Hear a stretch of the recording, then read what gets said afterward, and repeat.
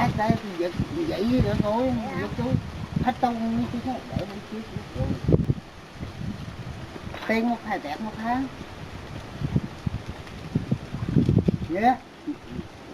Tẹt đây nè sát luôn hả, tẹt một chút thôi Vậy hả? người ta giật một chút à,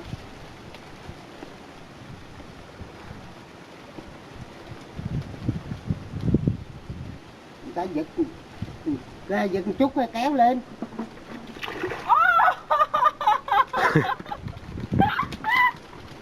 Ba gỡ đây ba.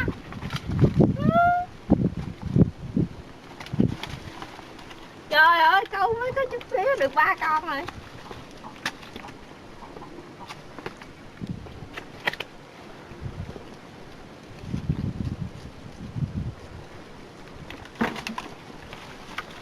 Câu hết rồi thả thôi.